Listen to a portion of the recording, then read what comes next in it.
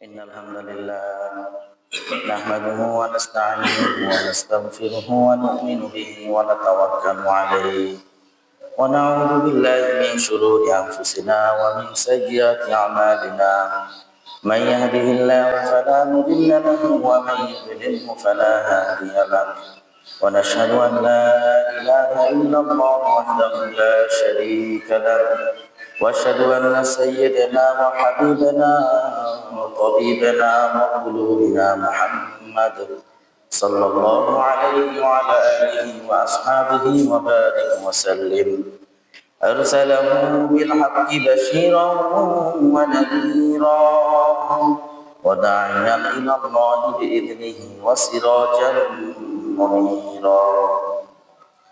أما بعد فقد قال الله تعالى في كلامه المجيد وفي فرقانه الحميد أعوذ بالله من الشيطان الرجيم بسم الله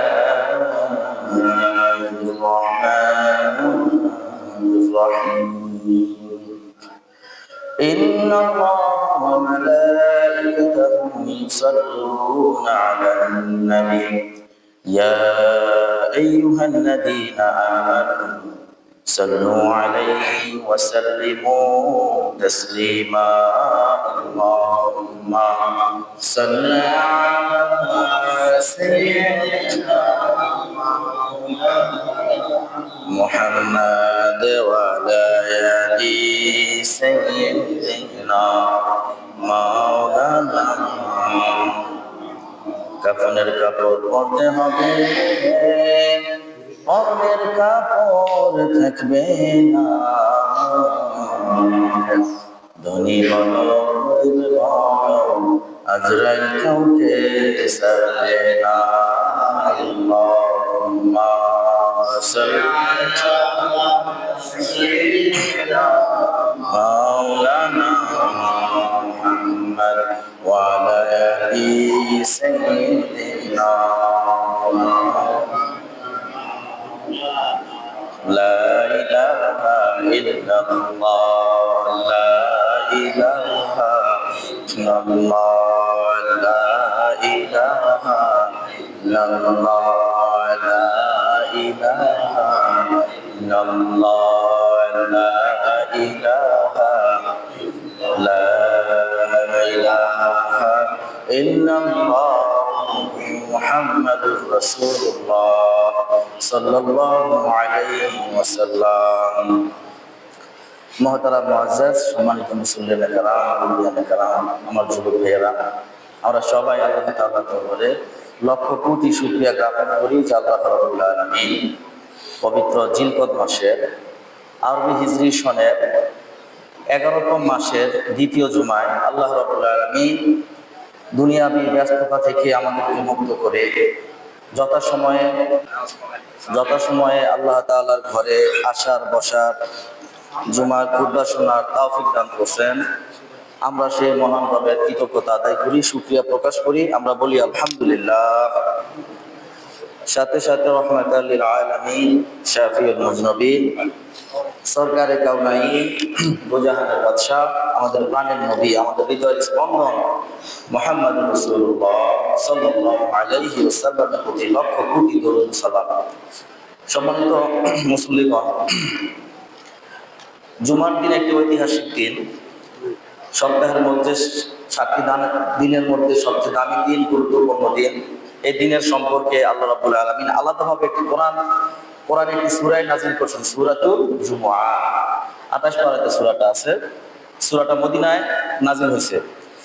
তো এই সূরা একটি আয়াত আল্লাহ বলছেন, বিসমিল্লাহির রহমানির রহিম, ইয়া আইয়ুহাল্লাযীনা আমানু ইযা নুদিয়া লিস-সালাত মিন ইয়াউমিল জুমআ, যে হে ঈমানদারগণ, যখন জুমার নামাজের সময় হয় তখন তোমরা কি করো?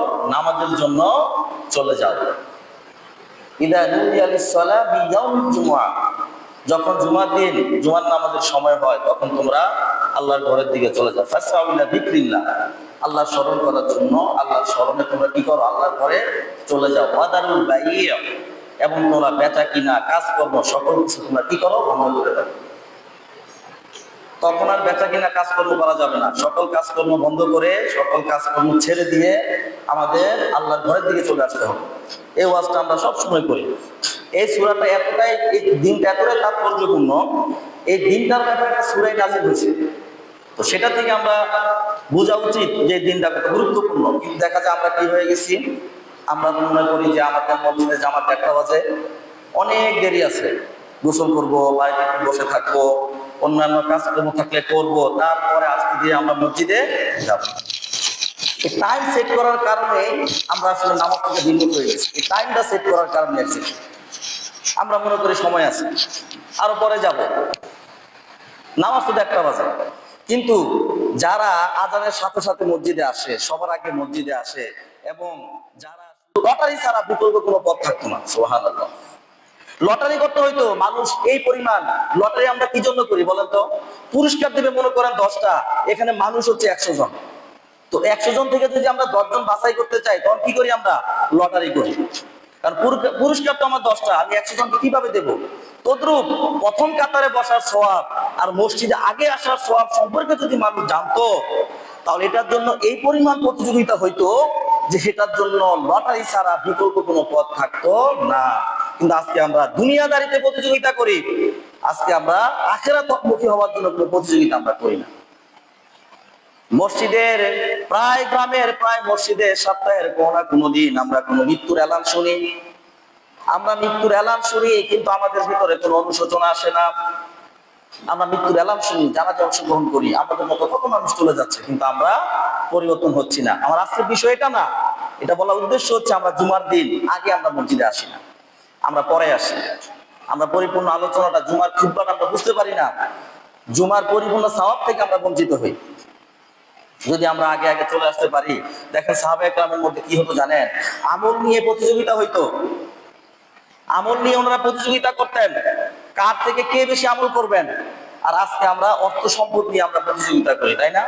কার থেকে আমরা কে বেশি সম্পদের মালিক হব।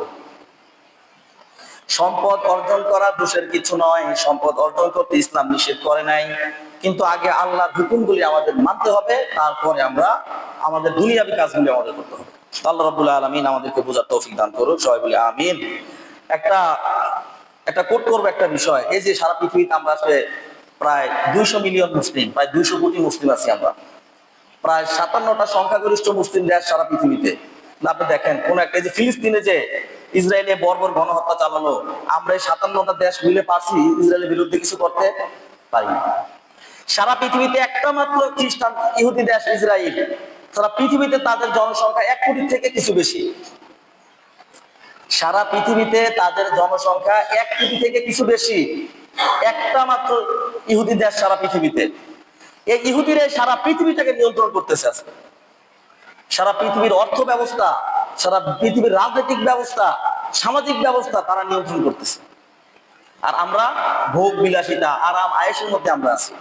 এই যে আজকে যে মের 1ম তারিখ, 1লা মে, যাকে বলা হয় আন্তর্জাতিক শ্রমিক দিবস, ইন্টারন্যাশনাল ওয়ার্কার্স ডে, আজকে সারা পৃথিবীতে ঘটা করে শ্রমিকদের জন্য অনেক কথা বলা হবে। শ্রমিকদের জন্য আজকে মিছিল হবে, তার জন্য মানববন্ধন হবে, আমাদের সরকারের পক্ষ থেকে তার জন্য বিভিন্ন বাণী দেওয়া হবে। রাষ্ট্রপতি, প্রধানমন্ত্রী বা ওই বিভাগের যে সচিব, উনি একটা বাণী দিবেন, আমরা শ্রমিকদেরকে ভালোবাসি, শ্রমিকদের জন্য আমরা এটা করব। সারা পৃথিবীতে আজকে কোটি কোটি ডলার ব্যয় হবে এই শ্রমিক দিবস পালন করার জন্য। কিন্তু আসলে কি তারা কি শ্রমিকদের পরিপূর্ণ ন্যায্যতা আদায় করতে পারছে? পারে নাই, কখনো পারে নাই।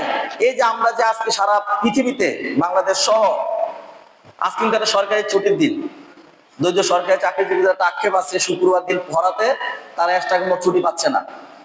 আন্তর্জাতিক 1লা মে কিন্তু সরকারি ছুটির দিন, আমাদের বাংলাদেশে এটা ছুটি আছে, শিক্ষা প্রতিষ্ঠানগুলো বন্ধ থাকে দেখছি আমরা।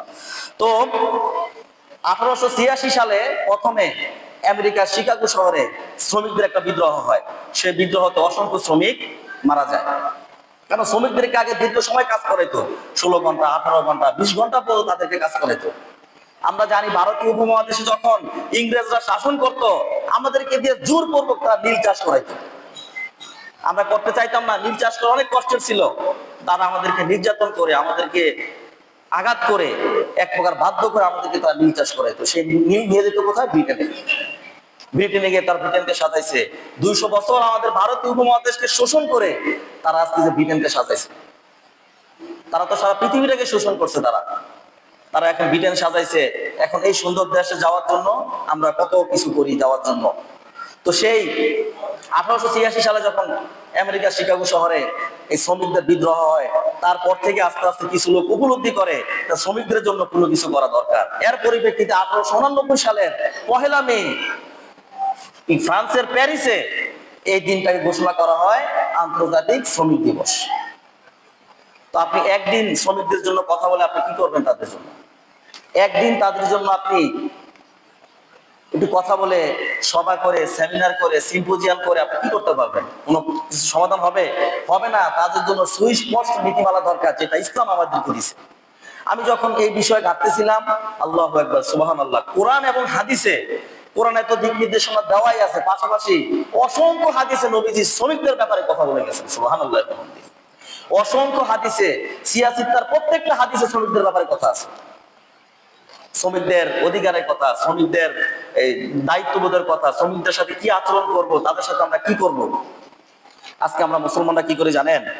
আমরা এমন একটা পর্যায়ে চলে গেছি, আমরা যারা শিক্ষিত আমাদের দেশের, আমরা চাইলে শিক্ষকতা বা ভালো চাকরি ছাড়া আমরা অন্য কোনো কাজ করতে পারি না। করলে আমাদের আত্মসম্মান লাগে।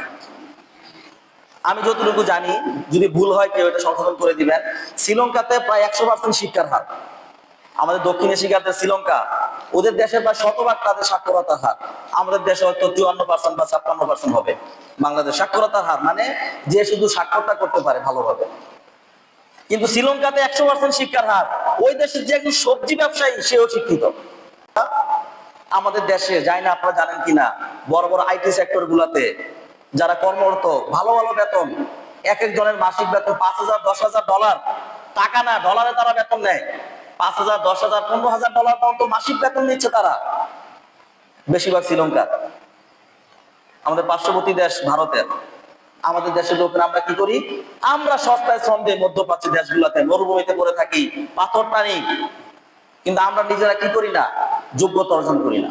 আমাদের দেশের যারা বিদেশে যায়, কোনো কাজকর্ম ছাড়াই বিদেশ চলে যায়, যায় শুধু ঘুরে, কাজ পায় না, কিছু পায় না। কেন পায় না?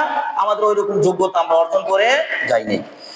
এই যে সূরা জুমুয়া আমরা বলছি, সূরা জুমুয়াতে আল্লাহ রাব্বুল আলামিন সুস্পষ্ট ভাবে বলছেন, বিসমিল্লাহির রহমানির রহিম, ইয়া আইয়ুহাল্লাযীনা ফাইদা কুদিয়াতিস সালাতু ফান্তাশিরু ফিল আরদ ওয়াবতাগু মিন ফাদলিল্লাহ ওয়াযকুরুল্লাহা কাসীরান লাআল্লাকুম তুফলিহুন। আল্লাহ বলছেন, যখন নামাজ শেষ হয়ে যায়, ভোরবেলা ফজরের নামাজ, যখন নামাজ শেষ হয়ে যায়, তোমরা রিজিকের সন্ধানে বেরিয়ে পড়ো, জমিনে বিচরণ করো। ফাইদা কুদিয়াতিস সালাতু ফান্তাশিরু ফিল আরদ, তোমরা জমিনে ছড়িয়ে পড়ো। তোমরা কি করো? জমিনে ছড়িয়ে পড়ো, জমিনে বিচরণ করো, রিজিকের সন্ধানে বেড়ে যাও। ওয়াবতাগু মিন ফাদলিল্লাহ, এবং তোমরা কি করো? বেশি বেশি আল্লাহকে স্মরণ করো। এখন আল্লাহ বলছেন যে যখন নামাজ শেষ হয়ে যায়, তোমরা জমিনে ছড়িয়ে পড়ো। আর আমরা ফজরের নামাজের পরে ঘুমাই, ফজরের পরেও ঘুমাই, না আমরা ওইরকম কোনো চেষ্টা করি না। রিজিক আল্লাহ রাব্বুল আলামিন পাশাপাশি এখানে নেই, সূরা মুমিনুনে আল্লাহ বলছেন, নবীদেরকে উদ্দেশ্য করে বলছেন, বিসমিল্লাহির রহমানির রহিম, ইয়া আইয়ুহার রাসূল কুলু মিনাত তাইয়্যিবাতি ওয়া আমালু সলিহা। হে রাসূলগণ, তোমরা হালাল রিজিক ভক্ষণ করো, ওয়া আমালু সলিহা, এবং নেক আমল করো। সুবহানাল্লাহি ওয়া বিহামদিহি। নবীদেরকে বলছেন এই কথা, নবীদেরকে, হে নবীগণ, ইয়া আইয়ুহার রাসূল, হে রাসূলগণ, নবীগণ, ওয়া আমালু সলিহা, তোমরা হালাল রিজিক ভক্ষণ করো এবং কি করো? নেক আমল করো। এই আয়াত দ্বারা বুঝাইছে আমাদের সকল মানুষকে আমাদের হালাল রিজিকের জন্য চেষ্টা করতে হবে। আমরা আজকে যারা দিনমজুর, রিক্সা চালায়, এই যে আমাদের যারা কাজ করে, তাদেরকে আমরা ঘৃণার চোখে দেখি।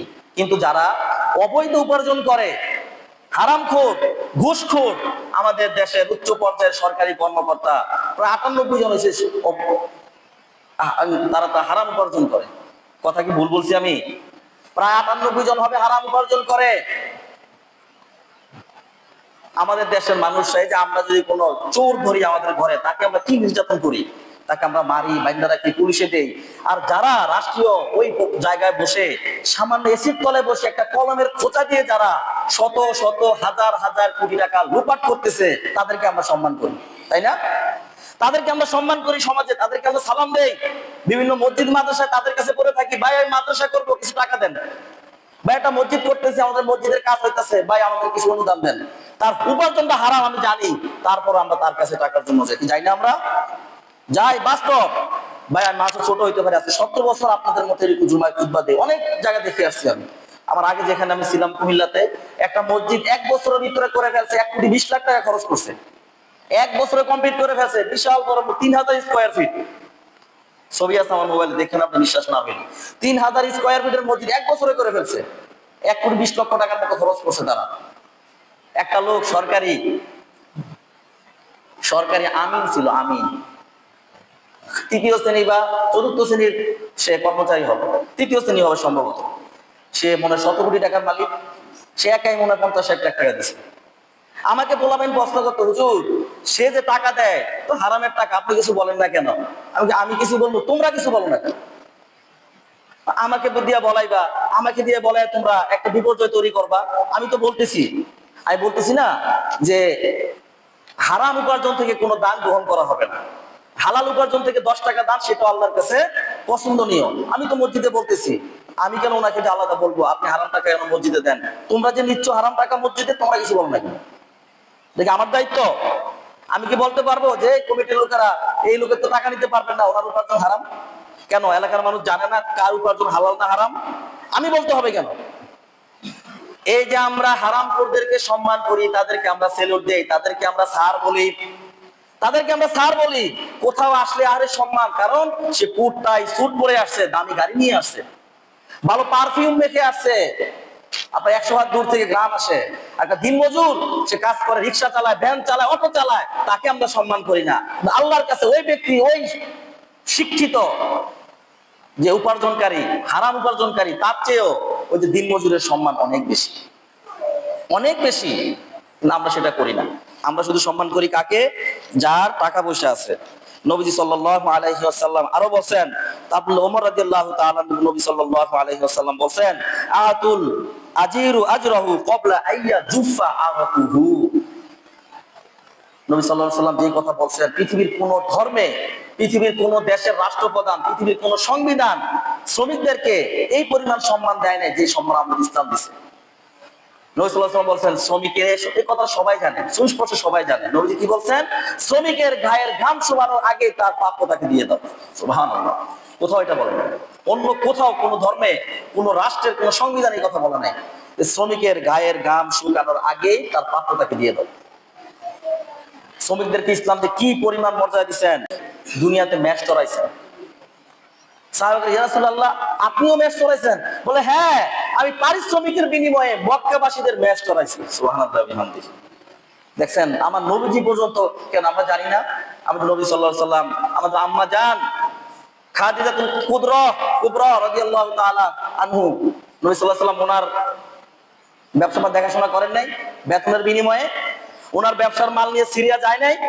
আমার নবীজি কাজ করছেন, সহজে কাজ করছেন। তার আগে নবীজি ওনার চাচা আবু তালিবের সাথে উনি ব্যবসায়িক কাজে যেতেন, উনি কাজ করতেন।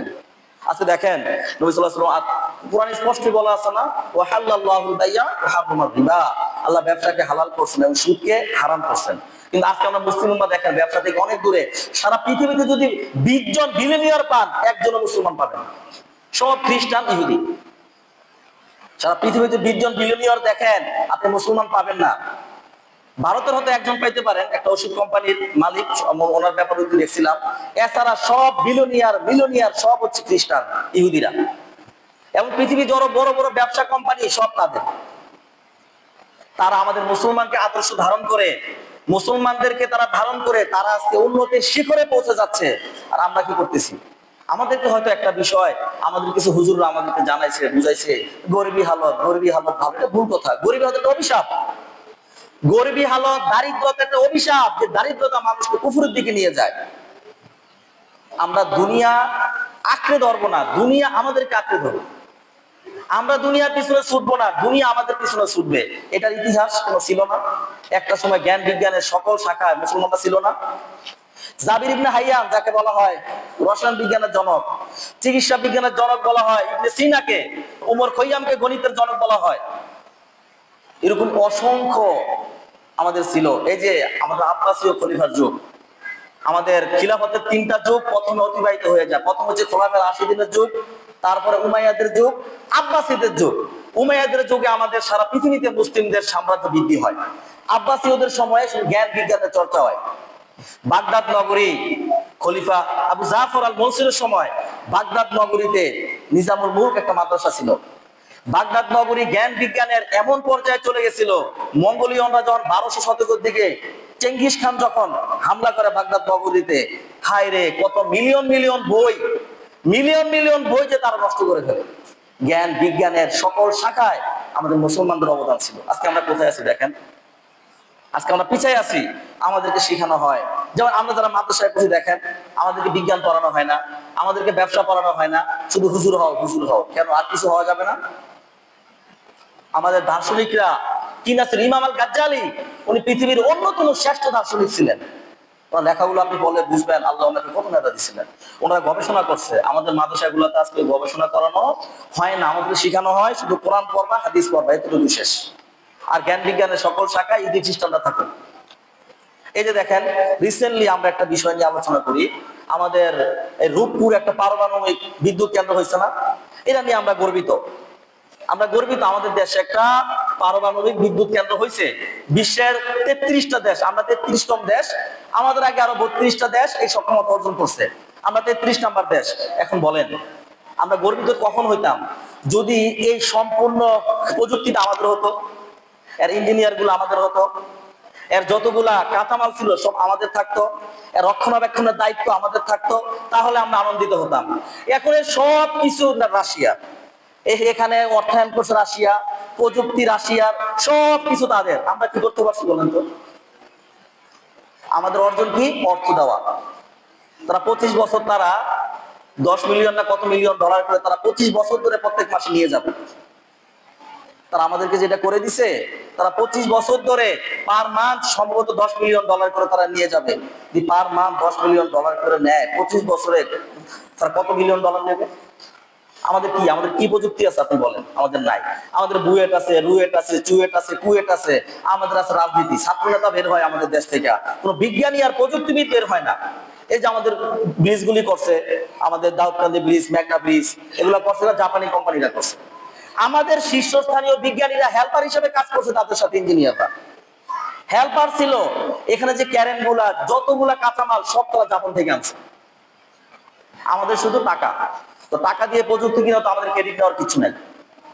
টাকা নিয়ে প্রযুক্তি কিনে আমাদের ক্রেডিট নেওয়ার কি আছে? কিছুই তো নাই। যদি আমরা নিজেরা সক্ষমতা অর্জন করতে পারতাম, যদি আমাদের শিক্ষা ব্যবস্থা গুলা ওই রকম হইতো। আমি একজনের মুখ থেকে শুনছিলাম, বিজ্ঞ একটা মুখ থেকে, চীন একটা সময় এমন ছিল, তারা এমন যখন দেখছে তাদের দেশে এরকম বেকারত্ব বেড়ে যাইতেছে, কত কিছু বাড়তেছে, তখন তারা প্রচলিত সব বিশ্ববিদ্যালয় বন্ধ করে দিছে। বন্ধ করে তারা ঘরে ঘরে তারা কারিগরি কর্মমুখী জীবন শিক্ষা ব্যবস্থা চালু করছে। এই কারণে আপনি দেখেন চায়নার ঘরে ঘরে ইঞ্জিনিয়ার। একটা 5 টাকা দামের জিনিস দেখবেন, ওইটা মেড ইন চায়না। একটা দামি জিনিস দেখবেন, এও মেড ইন চায়না।